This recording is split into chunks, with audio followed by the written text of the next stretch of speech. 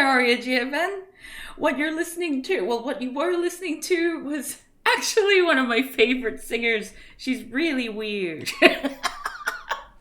She's an Australian artist called Jeannie Lewis, and she was very big in the 70s. And the other day, I was in the city. I went away for the weekend into the city in Melbourne for the first time, basically, since coming back to Melbourne 9 months ago. And it was a big deal for me. I was very, very excited. And I very quickly went back on my bullshit. So I bought a bunch of stuff. And I wanted to show them off before I started streaming properly and maybe unbox one of my board games. So basically, also I got a haircut, which was also long overdue. So my favorite things to do in the city are eat lots and lots of really delicious food. Melbourne is known for having yummy food because any food trend that happens anywhere in the world will come to Melbourne, and then it'll stick around, which is like the best part. It's not like, oh yay, Thai food's in vogue, let's eat a lot of Thai food, and then it's gone. In Melbourne, it just stays around and it just goes into a little pocket somewhere. So you always get Thai food whenever you want, or you always get Taiwanese desserts, or you always get dumplings. It's fantastic, and it tends to be very like sort of Asian oriented. So there are some decent Vietnamese places around that appear to be run by Vietnamese people. I don't know how it compares with Vietnamese food because I've never been there, but one can only hope. So eat delicious food, go to nice cafes, go buy a bunch of secondhand books, buy board games or play board games in the city, and check out this one record store in the city which sells like vinyls of new records, old records, CDs, things like that. And it's one that I know that sells Jeannie Lewis albums, which was that weird singer who I was playing at the beginning. Hey there, Kate Chisel! And I'll always ask, is there any Jeannie Lewis stuff there? Because she's quite rare. She's an Australian artist from the 70s, and we didn't really foster our singers back in those days. But apparently she personally comes in and like drops new CDs and things off every so often, personally. So I always ask just in case, and they had 2 secondhand albums that I bought, and I'm very, very happy about that. For the young people, CDs are like Spotify but shiny plastic, and vinyl is like Spotify but black and big plastic. So it's a good way of putting it, Gunrun 247. Yes, there is a box being opened.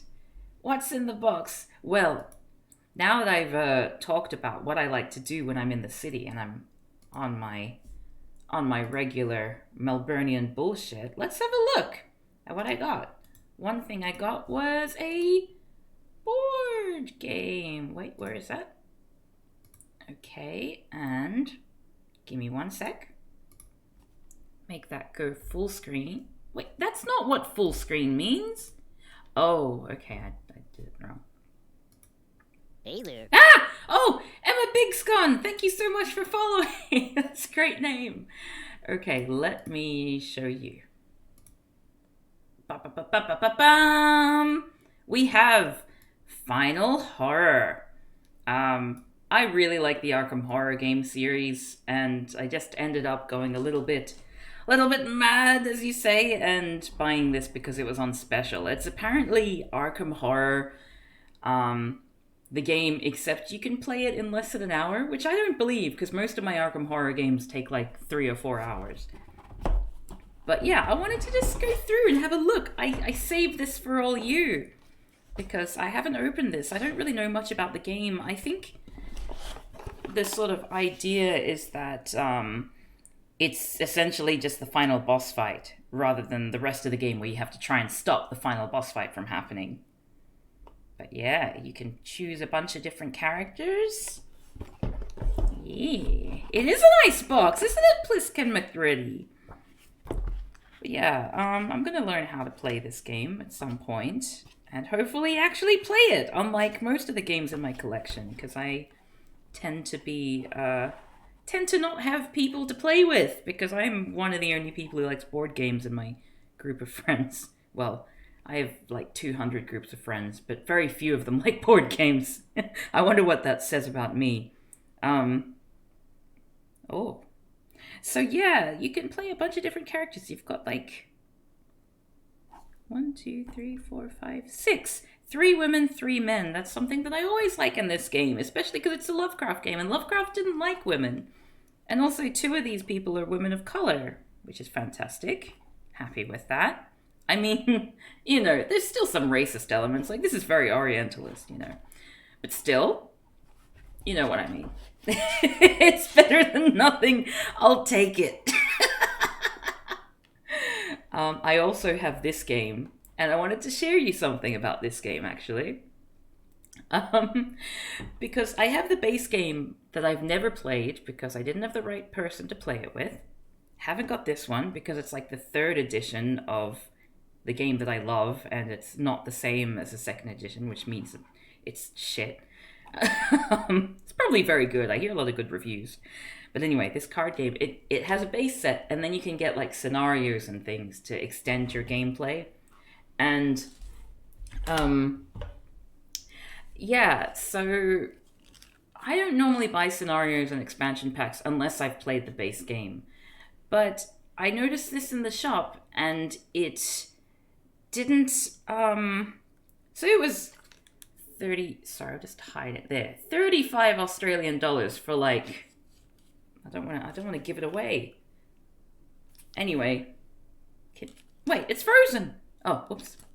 For like this. No! Oh, my secrets. It's just a very small packet for $35. And it looked like the kind of thing that wasn't going to be in stock for very long because it was very, very niche. May I present to you Barkham Horror, the card game.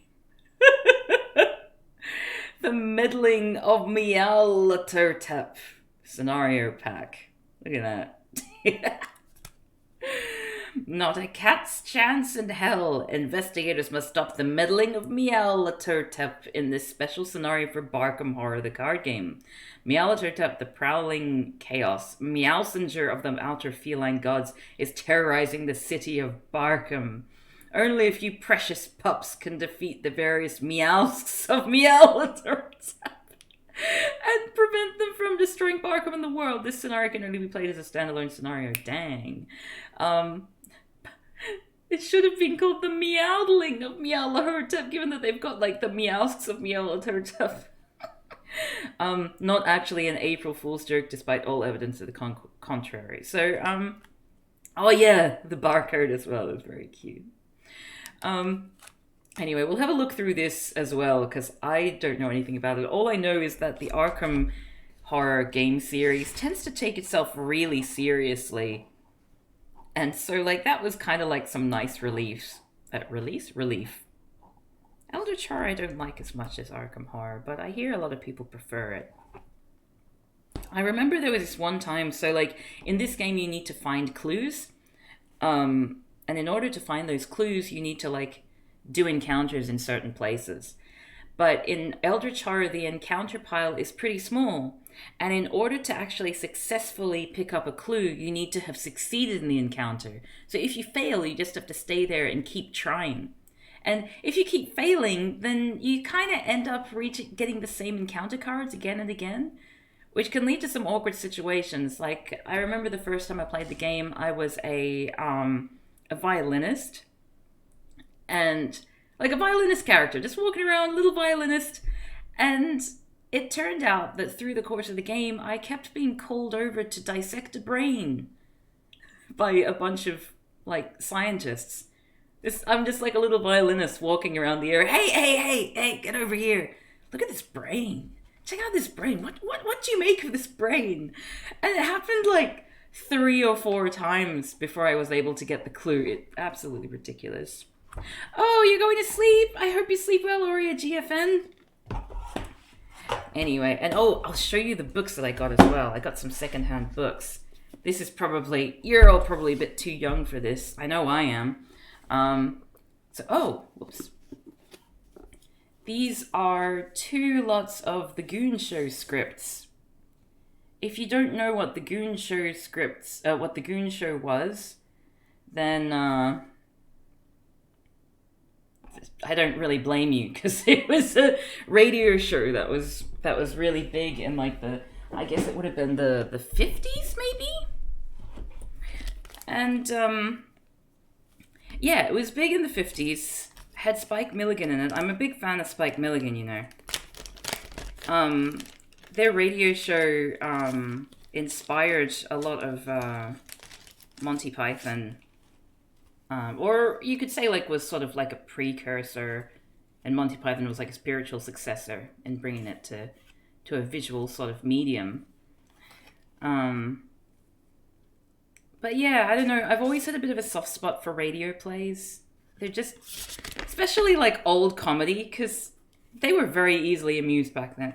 You put on a funny voice and everyone's just roaring with laughter. Silly sound effects here and there, and they're gone. It's amazing. Oh, you used to love the Goon Show as a little kid. Your dad had all the tapes, which are like Spotify, but rectangular. Oh, I'm learning all kinds of things today. So let's have a look at this, shall we? I want to, together with you, get the satisfaction of opening, pushing all these things out together. I know this is very bad for your teeth, but I've got an audience here. There's no time to lose. Can't be bothered getting scissors. I got a bunch of the Goon Show on CD. They're very difficult to find nowadays. I guess because most of the people who liked them are dead. Or dying. Okay. A bunch of rubbish here. That's what we like. Let me see if there's any actual place to put them. I guess I could put it in here. Maybe in the middle there? Or do you put them, like, I'm always a little bit confused as to where you put all this stuff. So we've got, I don't know anything about this. Whoa! It was 2 layers? Whoa! Okay, that's interesting. So let's go through these. Let's try and figure out how to play the game just by the card, like the token pieces. I feel like, so these are obviously like, is it going to be a good thing? No, these are clue tokens. I don't know why they have those 2 sides. Oh, I think I get it now. So like, you put the clue tokens down like this, and then when you pick them up, you flip them. And it's either a key to something, or it's a flower, I guess. I assume that these hearts are either your health or the big boss's health. So let's just pop all these out then, shall we? The monster's the same on both ends. So if we look at this one, it's like 1 and an arrow. And then 1 and an arrow. So yeah, it does seem like they're the same both sides.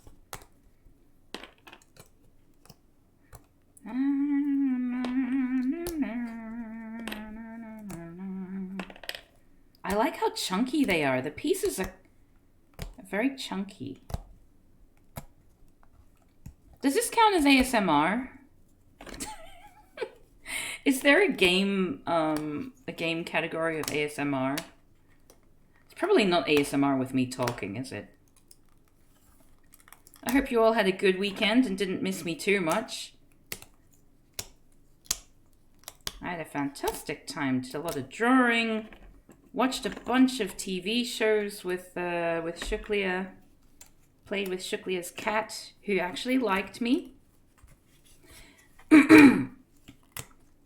The cat apparently doesn't tend to get on with females for some reason, and really liked me. So I'm guessing that the cat has a better understanding of gender than like most humans, because we got on really, really well. You gotta whisper for it to be ASMR. Okay. Alright. I'm whispering now. I wonder what's louder, my whispering or the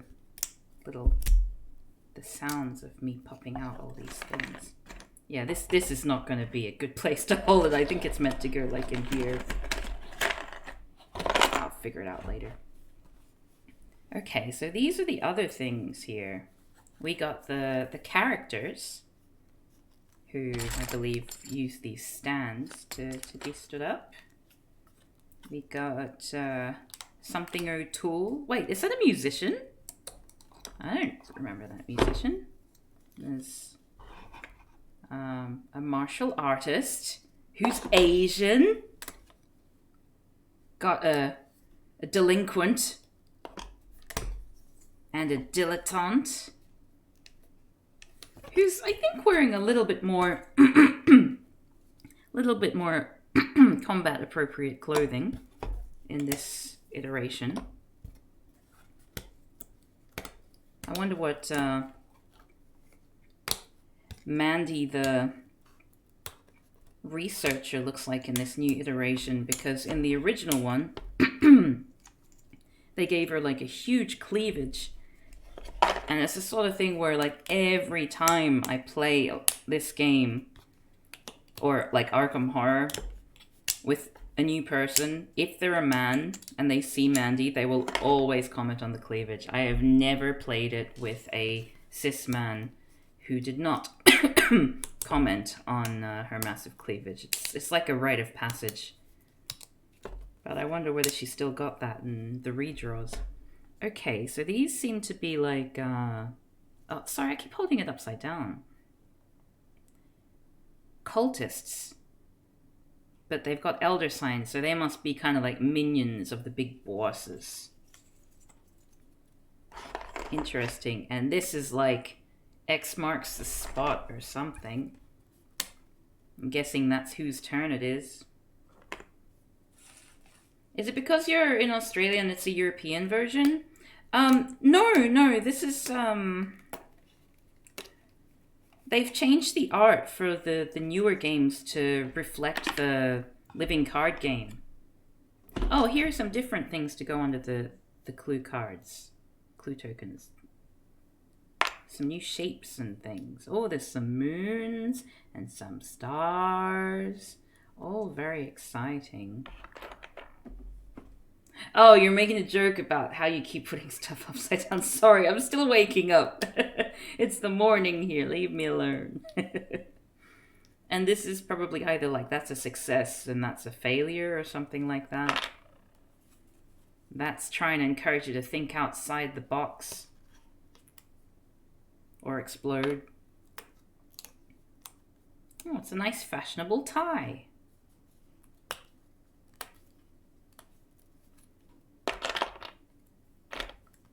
You know, the worst thing about these sort of like pop-out things is when you pop it out and it still has little bits on the side. I don't know if you can see, yeah. Like you see that tiny little notch out there? Gosh, I need to cut my nails. Anyway, it's very subtle, but you know, it makes them less than perfect, and that makes me upset. Don't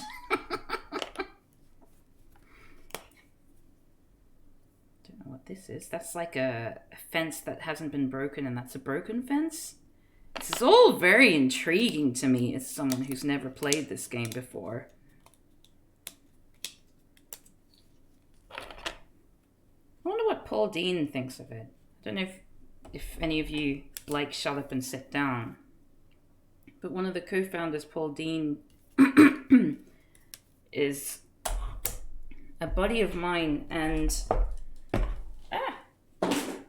he notoriously hates Arkham Horror. Like, he just doesn't think that they're good games, whereas Arkham Horror is my favorite game of all time. So we have a lot of fun arguments where I point out how wrong he is and he gets sad. They're hilarious.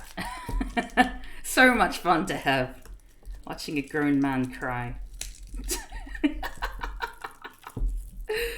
Alright, let me open this board game thing. But yeah, I think subsequent iterations of Arkham Horror, like, I'm always keen to find out his opinion, like whether his opinion has changed about the game. Because I hear that the later versions are a lot more user-friendly. Okay, oh! Sorry, it's a little bit stop motion-y, isn't it? Sorry about that. Well, anyway, I'm folding out the game. This is what the game board looks like. So, I figured that this is like set in Miskatonic University because you've got like the science building, administration, the library, humanities, fraternity row.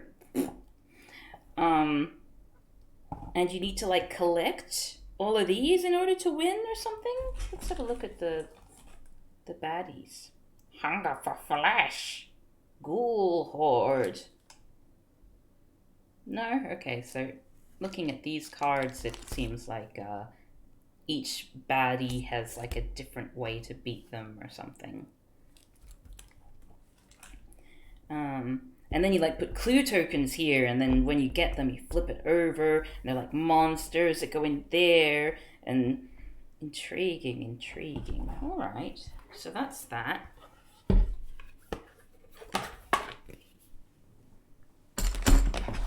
I should probably put these away. It doesn't even come with any little baggies for me to put all the stuff. Oh, you know what? Where they put the cards, maybe that's what I can use. I'll use those, and then I'll just keep the cards free and easy. Just keep them hanging loose. So I guess... Oh, what's all this? Oh, you have special motorbike cards.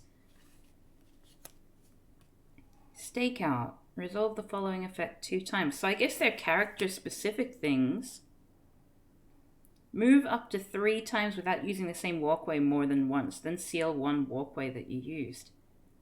Oh, interesting. So it's like individual challenges that you all have? That's interesting. Well, we're all learning here. Cool. So like these are character-specific cards, but then what's that? Reference card. Okay, so that's just showing you how to play. Which I should probably look at if that's what I wanted to learn. Games always get bonus points for including storage bags. I know, right? Let's have a look at these cards here. So they've got like numbers on the back. Oh, they are numbered. Okay. And then these are prizes that you get for picking up clues. Discard this item when you would resolve the bottom effect of an action card to resolve no effect instead. Okay, move to any location. Ruby of Rah! That's how you're meant to pronounce that, by the way. Whenever I play Arkham Horror, and I've played Arkham Horror almost 100 times, you need to say Rah! It never gets old. Everyone loves it. Full uproarious laughter every single time. So what are these cards then? Oh, so it's like a mystery, and then you just draw the number. I'm sure this will make sense when I'm actually playing it. Interesting. So how was your weekend? Tell me about your weekend. I bet it was swell. Was it swell? Let's try repackaging the things in a less shit way. What did you get up to this fine COVID weekend? I tell you what, it was really weird walking through the city because in Melbourne, the restrictions have gone quite down as a result of our serious lockdown for like 6 months. So, would you believe that actually instigating a full lockdown, not just curfews, not just shops close a little bit earlier, and actually paying people to stay home from work actually was effective at stopping the spread and slowing the spread of COVID? You wouldn't think it, would you? But somehow we managed to struggle forward and do it. So anyway, restrictions have gone up recently, and I was walking around the city, and people don't have to wear masks so much anymore unless you're on public transport, I believe, is the new thing. And it was really weird. I felt like I was, being bad. I still wore my mask outside, but it was weird not having to cover your mouth in a restaurant. To be able to go to a restaurant in the first place was so weird. Very, very strange. And then at the moment, there's a Japanese film festival going on in Melbourne, which is happening online. So Shuklia had some friends over, and we had a viewing party of like 7 people in the same house, all huddled around a television, eating snacks without wearing masks and chatting. That was so weird. It doesn't feel right. It felt like we were doing something wrong. I wonder how long that's going to persist even after we get this thing under control, to sort of slowly get your brain back into processing a little bit more like it was before. Yeah, the US is being really shit about this whole thing. I'm not going to lie. I don't understand with this whole, how dare you make me... Actually, no, it's not as simple as that. Like, there are many people who would stay home if they would get paid to stay home. But it's just they have to go out in order to survive and pay rent, which is apparently still a thing. But then again, there are so many people who just choose to go out, and those are just, oh God. Makes me very cross, Maybe we'll pick up the East Asian thing of masks if you've got a cold. Yeah, I think that's a really good idea. Personally, I'm happy for masks to continue being a thing. Like, we just had the whole winter of wearing masks and, staying indoors when necessary, etc., etc. And our flu-related deaths also dropped to, like, minuscule rates. So obviously there are good things that have happened. I mean, there are benefits to it outside of COVID, just not spreading infectious diseases in general. So hopefully that does mean that it'll become a more regular thing. Yeah, and I like the fashion accessory of having masks, and I think that there are moments in which wearing a mask really helps with dysphoria as well.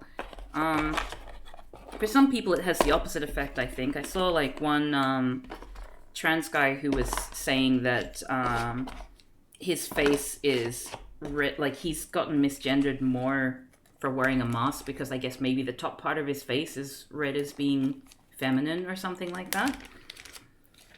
But, I don't know, that seems to be a rarity. I've seen a lot more of people like, oh my God, I can leave the house even when I'm feeling like shit, And that's definitely been the case for me as well. And the whole fashion element of it as well is really cool. And there are plenty of refugee-based initiatives which have, you get a lot of fair trade and things like that with refugees being employed by, I guess, organizations to to create masks and things like that. So it's provided jobs for some vulnerable people who may not otherwise be able to work or be seen as employable. So it's been good for a bunch of other initiatives as well, just the whole mask thing. I definitely worry less going outside. I was a little bit disappointed when I went for a walk the other day and, you know, was not wearing a mask. And I was just like, damn.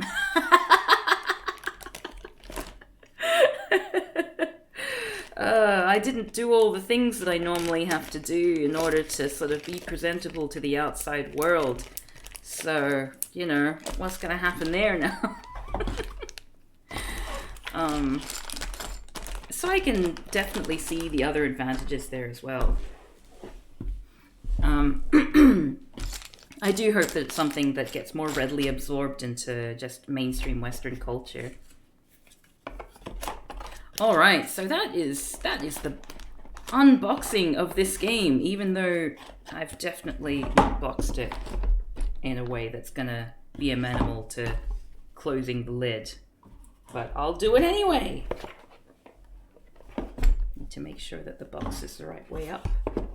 I'll fix it later. I'm on stream right now. Time is money. Oh, that was a weird noise. Okay. Anyway, before I play the game, I'm really curious about Barkham Horror, the card game. So let's do a little open of Barkham Horror, the card game, if that's okay.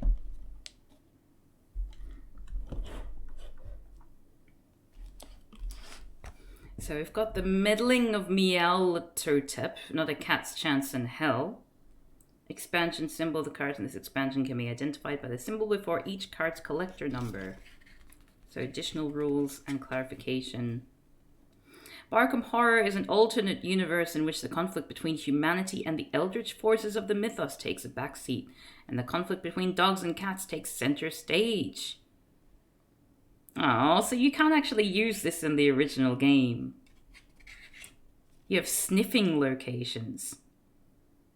Kate Winthpup, in particular, oh jeez, has an ability that allows her to sniff a location.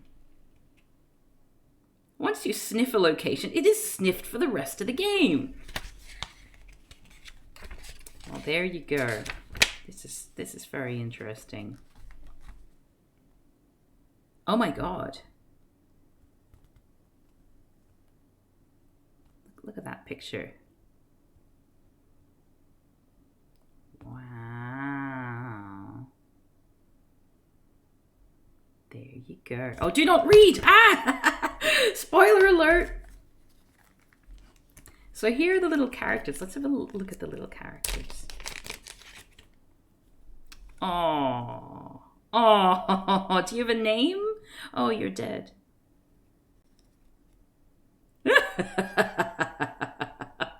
Oh, look at it.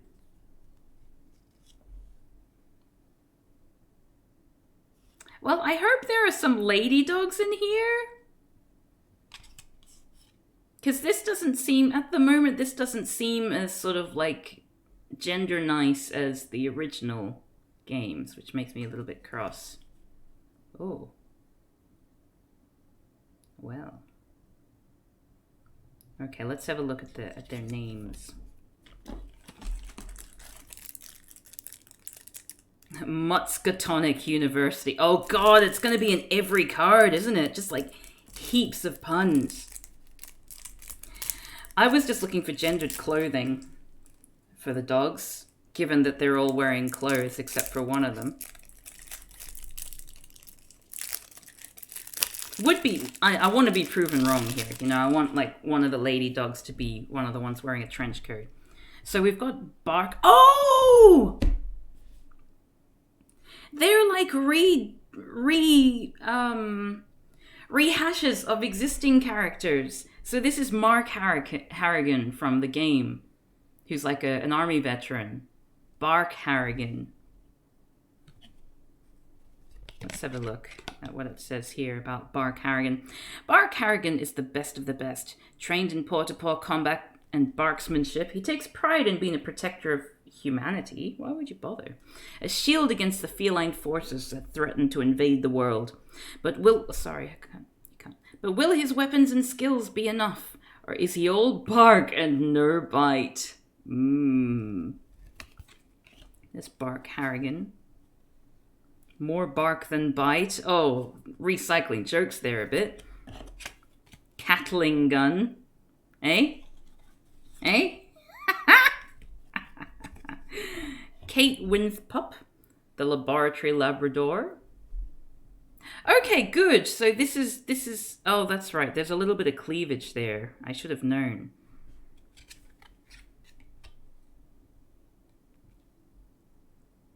One of the brightest in Muscatonic University Obedience School. Kate is an expert in theoretical physics, chemistry, and zoology. Thanks to her keen mind and attention to detail, she has concocted a way to defend herself and others from the machinations of cats everywhere. Using her newly constructed feline discombobulator and her keen sense of smell, Kate will sniff out evil and defend Barkham from the forces that dwell in the shadows. Ooh. Feline discombobulator is one of the... It discombobulates felines! Oh, I see! Treachery, foul odor. Schizodrool, which was Schizotool. That's so funny. The Pound Escapee. Schizodrool always wanted to be a good boy.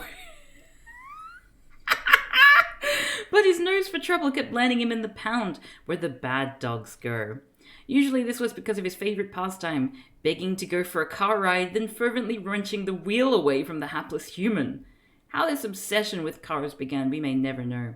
All we know is that other drivers should be careful when Skids is on the loose. Oh, this is so good. Take the wheel. What? No, stop. That's bad. Bad dog. And dog catchers. Oh dear. And then we've got Jacqueline Canine, the Poor Reader. As a psychic, Jacqueline Canine can always foretell what is buried beneath the earth in any given spot. She knows where to go to find the best bones, where to rummage to find the tastiest scraps of food, and where to beg for the best treats. But what will Jacqueline do when these premonitions lead her to real danger? What's with that?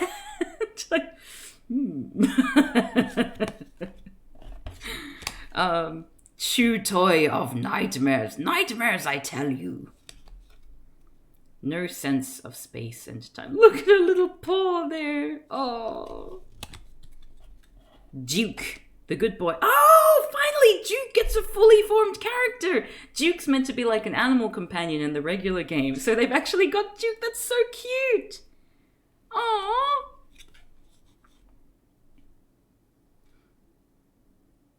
Tech building restrictions, absolutely no cats under any circumstances.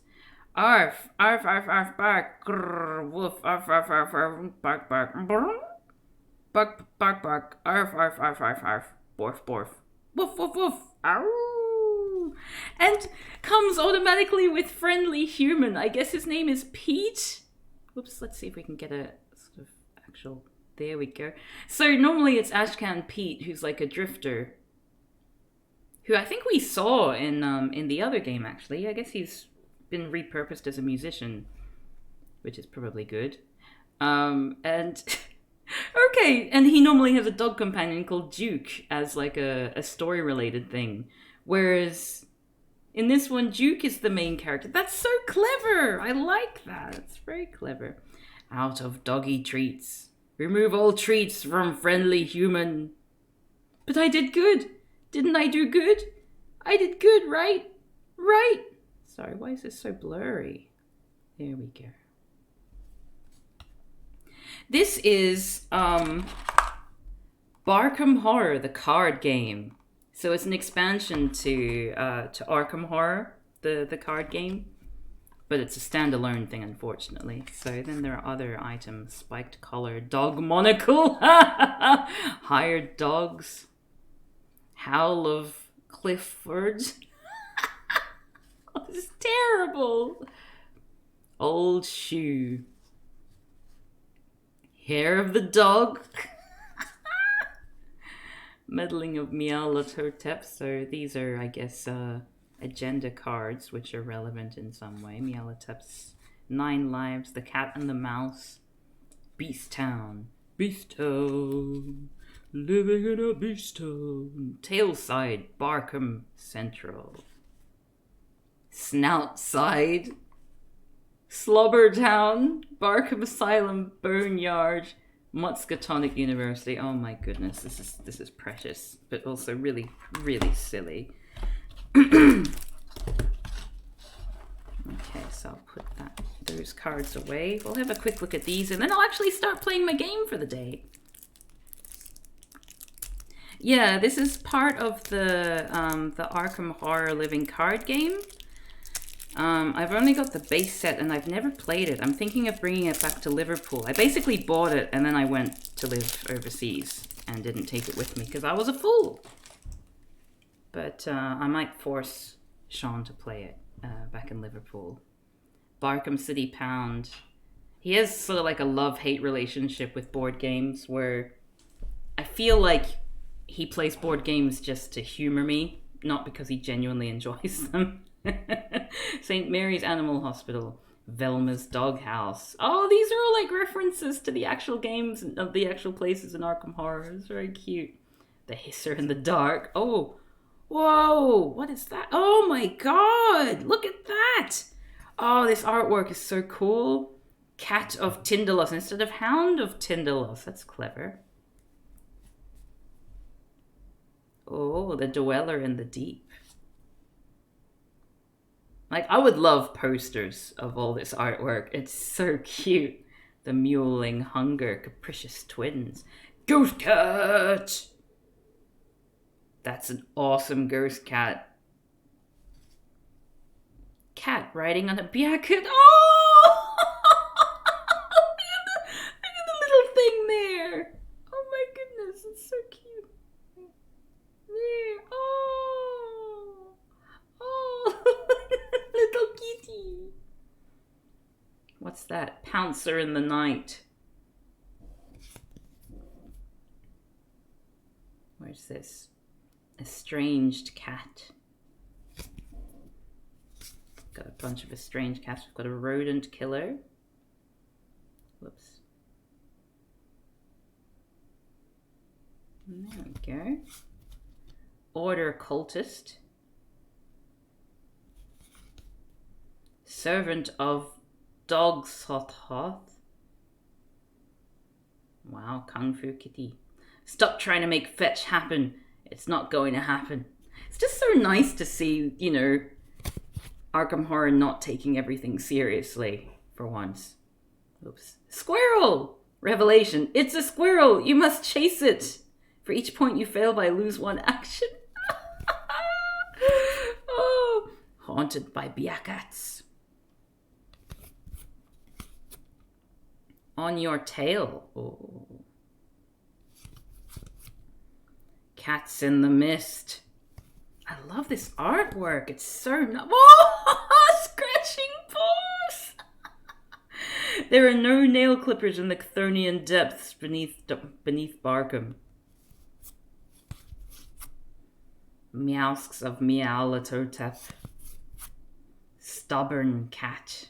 Treachery card. Mischief and Chaos. Oh, kitty, you naughty kitty. Gaze of the Ceiling Cat. That's a bit much, don't you think? Gaze of the Ceiling Cat. If this effect forces you to lose all of your resources and discard all of your cards, you feel really creeped out. Oh dear. Well, that was a joy, I will say. And I hope that one day I get to play it. I'm going to take it back to Liverpool with my base set and try to make Sean play it with me.